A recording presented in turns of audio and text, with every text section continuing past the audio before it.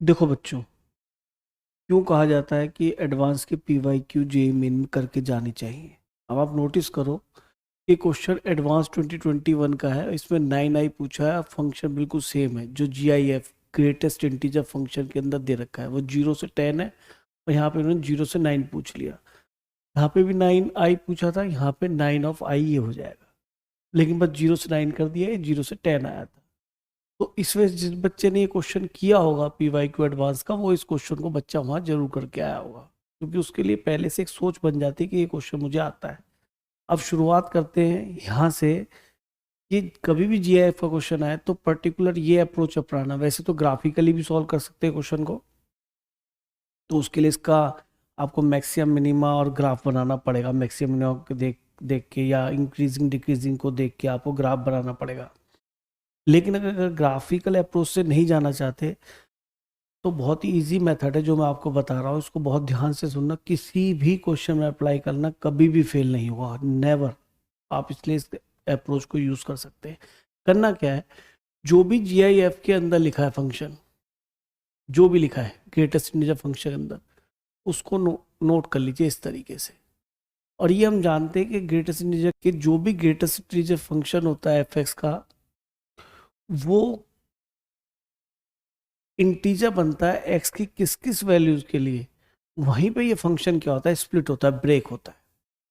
मैं एक बार फिर बोल रहा हूँ, ग्रेटेस्ट के अंदर जो भी लिखा होता है वो इंटीजर बनता है। पॉजिटिव नेगेटिव से मतलब में इंटीजर बनता है x की किस किस वैल्यू के लिए, ये हमें निकालना होता है। वहीं पे हम इस फंक्शन को स्प्लिट कर लेते हैं और इंटीग्रेशन इजीली हो जाता है। तो अब हम यही काम यहाँ पे करने वाले हैं। देखो, हमने इसको क्या लेट कर लिया, ये पूरा ग्रेटेस्ट के अंदर लिखा था, ये पूरा ग्रेटेस्ट के अंदर लिखा था, हमने इसको क्या लेट कर लिया, i। और हम किसकी वैल्यू निकालेंगे, ऑफ कोर्स x की, है ना भाई। ग्रेटेस्ट के अंदर जो लिखा है उसको क्या लेट कर लिया मैंने, i। अब यहाँ से हम x की वैल्यू निकालेंगे जहां पर ये स्प्लिट होगा। और ये भी याद रखना कि यही तो x की वैल्यूज है, 0 से लेकर 9। इसके बाहर या अंदर नहीं, इसके बाहर नहीं जाना, मतलब इसके अंदर ही रहना है। x की लिमिटेशन 0 से 9 चाहिए। तो ठीक है, यहाँ से सबसे पहले मैं स्क्वायरिंग कर लेता हूँ। स्क्वायरिंग किया और यहाँ पे अपने x की वैल्यू निकालनी है, याद रखना। तो ये हो गया xi² प्लस i²। तो x निकालना है तो x को एक तरफ कर लेते हैं, यहाँ से x कॉमन ले लिया, 10 इनको इधर लिया है तो 10 माइनस i²। और ये i² यहाँ आ गया बेटा। तो x की वैल्यू हो गई i² अपॉन 10 माइनस i²। अच्छा, ये भी जानते हैं ये पॉजिटिव स्क्वायर रूट है, तो ये वैल्यू तो पॉजिटिव होगी, या ज़्यादा से ज़्यादा स्क्वायर रूट 0 भी हो सकता है। तो ठीक है, हमने स्टार्ट कर दिया। हमने i की वैल्यू पहले ली क्योंकि हमें अब x निकालना है। मैंने कहा था कि x की वैल्यू निकालेंगे, वहीं पे ब्रेक होगा। ठीक है, तो मैंने i को यहाँ पे 0 लिया, तो x की वैल्यू 0 आ गई। ठीक है, एंड पॉइंट रही एटलीस्ट। फिर i को मैंने क्या लिया, यहाँ पे 1 लिया, तो 1 रखते x क्या बन जाएगा, 1 अपॉन 10 माइनस 1 यानी कि 9। फिर मैंने i को यहाँ पे क्या लिया, 2 लिया, इंटीजर ना, 2 लिया तो क्या बन गया, 2 रखने पे ये 4, और 10 माइनस 4 ये हो गया 6, यानी कितना बन गया, 2/3। यहाँ तक भी कोई प्रॉब्लम नहीं होगी बेटा। फिर i को मैंने क्या लिया, यहाँ पे 3। तो x की वैल्यू, ये वैल्यू भी 0 से 9 के बीच में है, ये भी कंफर्म है। फिर हमने i को 3 लिया तो ये हो गया 9, और 10 माइनस 1 यहाँ लिया हमने 3, तो ये बन गया 9, ये 10 माइनस 9 ये 1 आएगा, ये 1 आएगा। ठीक है, तो ये आ गया 9। तो शायद इससे आगे हमें जाना ही नहीं है, क्योंकि 0 से 9 है। इसके आगे कोई भी आप नंबर i की वैल्यू 4 लेंगे तो यहाँ पे ये 16 बन जाएगा। और वैसे भी 4 लेने पे 16 10 नेगेटिव हो जाएगा। x आपका नेगेटिव भी है नहीं, वो तो 0 से लेकर 9 तक है।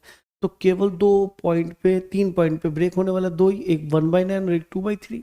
3 भी नहीं है, क्योंकि और तो 0 और 9 तो इंटरमीडिएट फाइनल है ना। तो 0 से लेकर 9 तक को हमने ब्रेक करना है। कहाँ पे बेटा, एक तो 0 से लेकर 1/9 तक, फिर कहाँ से कहाँ तक चलना है, 1/9 से लेके कहाँ तक, 2/3 तक। फिर कहाँ जाना है बेटा, 2/3 से लेके 9 तक। Question is over. अब देखो जरा ध्यान से, अगर आप x को 0 लेंगे तो जो आपने i माना था ये पूरा इसकी वैल्यू 0 बनेगी, बता रहा है, क्योंकि i तो यही है, जिसको आपने हाईलाइट किया है वही तो पूरा ग्रेटेस्ट के अंदर है, तो उसकी वैल्यू बनेगी 0। और जब x को आप 1/9 लेंगे तो i की वैल्यू कितनी आ रही है, यहाँ से देखो 1 आ रही है। तो इसका मतलब आपने देखा जब आपका x 0 से 1/9, 2/3 और 9 में यहाँ पे भी लिख के दिखा देता हूँ। तो यहाँ पर 0 पे वैल्यू आपका फंक्शन क्या दे रहा है आपको 0, और 1/9 पे क्या दे रहा है 1। तो 0 से 1 के बीच में वैल्यू हुई किसकी, i की। तो इसलिए उसका जो इंटीग्रल पार्ट आएगा वो 0 आएगा। फिर 1/9 पे क्या आ रही है i की वैल्यू 1, और बेटा 2/3 पे कितनी आ रही है 2। तो 1 और 2 के बीच में अगर ये वैल्यू रहेगी तो इसका इंटीग्रल पार्ट कितना मिलेगा 1 मिलेगा। इस तरह से 2/3 पे i की वैल्यू यानी फंक्शन की वैल्यू क्या आ रही है 2, और 9 पे कितने 3, और 2 और 3 के बीच में अगर इंटीग्रल पार्ट निकालेंगे तो बीच में कह रहा हूँ 2 और 3 को इंक्लूड नहीं करना है, हमेशा बीच में। डेफिनेट कभी भी करो तो आप एंड पॉइंट्स को कभी भी इंक्लूड ना करें। तो 2 और 3 के बीच का GIF क्या बनेगा हमारा 2 ही बनेगा। तो 0 हो गया। 1 का इंटीग्रेशन x आएगा, फिर upper limit minus lower limit करेंगे तो 1/9। इसके अंदर 9 को बाद में मल्टीप्लाई कर लेंगे, ध्यान रखना बेटा। 2 इंटू फिर क्या आएगा इंटीग्रेशन x ही आएगा, तो 9 माइनस 2/3। ठीक है जी।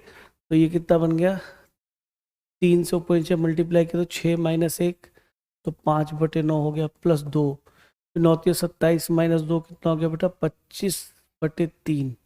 इसको 9 बना लिया, इसको 3 से ऊपर नीचे मल्टीप्लाई कर लिया, तो 25 छिक्का 150 ही हो गया, तो 155/9। और इसको हमें किससे मल्टीप्लाई करना था 9 से, 9 से मल्टीप्लाई कर दीजिए, तो आपका आंसर आ गया 155। तो ये समझाने में मुझे टाइम लगा है, अदरवाइज ये क्वेश्चन वहाँ पे 2 से 2.5 मिनट में क्वेश्चन कंप्लीट हो जाता। और क्वेश्चन भी इजी आपको लग रहा होगा, देखो स्टेप भी कुछ नहीं है, केवल इंटीग्रेशन के नाम पे, तो इंटीग्रेशन तो कुछ है ही नहीं यहाँ पे। मेन तो फंक्शन GIF को कहाँ पर ब्रेक करते हैं ये जरूरी है। तो क्वेश्चन आई होप कि आपको अच्छा लगा होगा।